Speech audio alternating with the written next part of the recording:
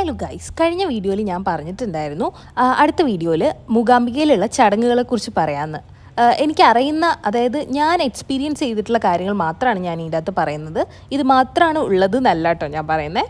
അപ്പോൾ രാവിലെ 5 മണിക്കാണ് നട തുറക്കുക.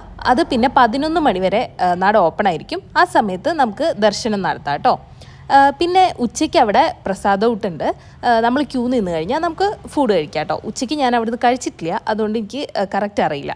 ഈ ഹരിശ്രീ എഴുതുന്ന ചടങ്ങ് രാവിലെകളിലാണ് ആ സരസ്വതി മണ്ഡപത്തിൽ നടക്കുക.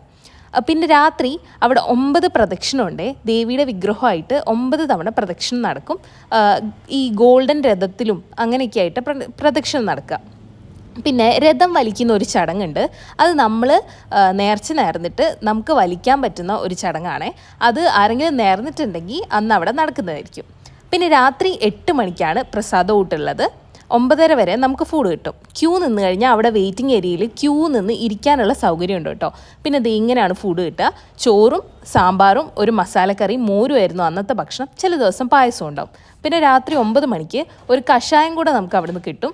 നമ്മുടെ നാട്ടിലത്തെ ഒരു ചുക്ക് കാപ്പിയുടെ ടേസ്റ്റാണ് ആ കഷായത്തിന്. അതും കൂടെ കഴിച്ചു കഴിഞ്ഞാലാണ് ചടങ്ങ് തീരാമെന്നാണ് വിശ്വസിക്കുന്നത്. രാത്രി 9 മണിക്ക് നടയടിച്ചു കഴിഞ്ഞാൽ ഉടനെ ഗോൾഡൻ രഥത്തിൻ്റെ ആ തൊട്ട് സൈഡിലായിട്ട് പ്രസാദം കൊടുക്കുന്ന സ്ഥലത്തായിട്ടാണ് നമുക്ക് കഷായം കിട്ടുക. അപ്പം ഞാനിത് ഫസ്റ്റ് ടൈമാണ് ഇതൊക്കെ എക്സ്പീരിയൻസ് ചെയ്യുന്നത്. കുറേ ടൈം അവിടെ സ്പെൻഡ് ചെയ്തുകൊണ്ടാണ് ഇതെനിക്ക് എക്സ്പീരിയൻസ് ചെയ്യാനും പറ്റിയത്. ഇതുവരെ പോയിട്ടുണ്ടെങ്കിലും തൊഴുത് ഇറങ്ങിയിട്ടേ ഉള്ളൂ കേട്ടോ. അപ്പം നിങ്ങൾക്ക് വേറെ എന്തെങ്കിലുമൊക്കെ അറിയെങ്കിൽ കമൻറ്റ് ചെയ്യൂ കേട്ടോ. അപ്പോൾ ബൈ ഗൈസ്.